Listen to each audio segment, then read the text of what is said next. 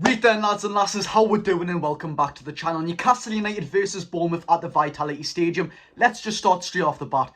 Bournemouth, in my opinion, it's like a little brother team, isn't it? I've always seen Bournemouth as a little humble team who we can kind of get on with. Of course, we've shared Eddie Howe, we've shared Callum Wilson, we've shared the legend Matt Ritchie, and unfortunately we've shared Ryan Fraser, who's turned out to be a bit of a bad apple for both clubs. But apart from that, let's take a look at how Bournemouth have done this season, and we've also got a Bournemouth fan perspective. My good mate Ben, he's the Back of the Net podcast's representative on TikTok. His uncle also runs the fantastic YouTube channel, which is fantastic coverage. I love seeing, I don't know what it is, I don't know if I like the Vitality Stadium or it's just fantastic coverage of Bournemouth as a club itself. It's fantastic, go check them out. What I was going to say is, let's take a look at how Bournemouth have done this season. They've not done too well.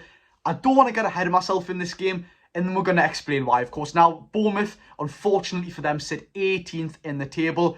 It's not good, is it? Their manager, Iraola, hasn't done the best of jobs. I thought he was going to be the next best thing. He come from Rio Vallecano, of course, done a half-decent job there. Had some giant killings as well, beating the likes of Real Madrid, Barcelona. Had some great players in there as well, like, was it Garcia, the left-back, who's now went back to Real Madrid, his parent club. But let's take a look at Bournemouth's terrible record this season. I don't want to be too harsh on them. Yes, I see them as a little brother club, but let's just take a look at how they've done this season. So obviously, as a Bournemouth fan this season, it has been very difficult to find pros, but on paper, our squad is very good. You've got the names Justin Kluivert's been bought in, son of Patrick Kluivert. Got some really good young talent, Alex Scott, Tyler Adams. So many good players that, you know, we thought would propel us up the league.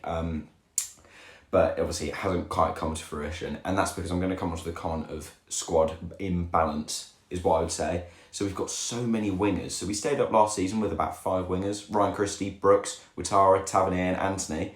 And then we go and buy Sinistera, buy Kluivert and all of this stuff. It just feels like we've got too many wingers in the club.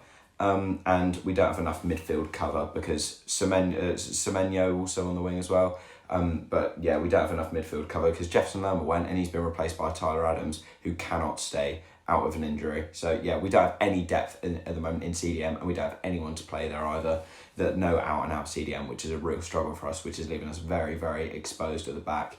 But yeah, there are my pros and cons of my football club at the moment, and it's going to be a good game. Right, cheers for that, Ben. Me, I appreciate that. Speaks so well, doesn't he? I do take the mick out of him for that posh accent, though, I can't lie. I enjoy it, Ben. I love you, mate. But what I was going to say is, that's 2 things these teams have in common. Squad depth and a very stretched, paper-thin squad. Like you said, Tyler Adams has just been signing. He was going to be what I thought was a fantastic player for Leeds. He was a very aggressive and, I'd like to say, arrogant on-the-ball player. He's went to Bournemouth and, of course, he can't play. He can't stay injury-free. Newcastle United can just match that. Oh my God, I think we've been cursed with injuries, seriously. Just take a look at this. Manquillo, I mean, he's not going to harm with that much, but Burn, Target, Botman, Anderson, Bruno Guimaraes, of course, is suspended from this game. He's not injured, he's suspended this game for racking up 5 yellow cards. Murphy, Barnes, Isaac, and of course, Sandro Tonali, my favourite Newcastle United player. I love that man so much. He's, of course, suspended for 10 months, unfortunately.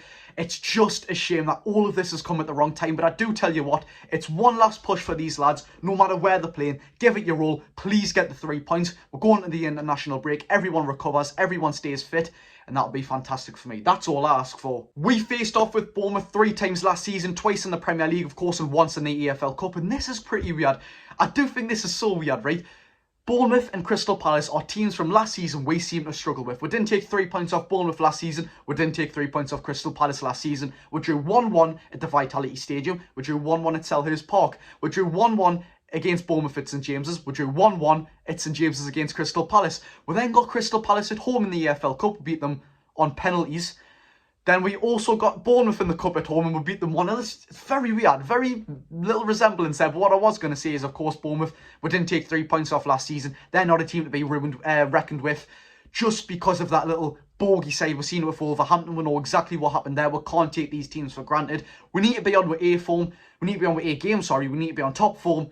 And we should be able to pick up 3 points, hopefully. But there we have it, Newcastle United. This is our last push before the international break. A few of our players will be back. We know Harvey Barnes will be back. Hopefully, the bigger name players like Sven Botman, etc., Alexander Isak can be back for PSG. I have my fingers crossed that we can stay in that group or get third in the Europa League. But it's all focused on Bournemouth in the Premier League. 2 days' time, we face off with them at the Vitality Stadium. Best of luck and may the best team win. I've been Geordie Josh. If you did enjoy this video, hit that like and smash that subscribe button if you haven't already. Thank you very much for watching. I've been Geordie Josh. Go and enjoy your day.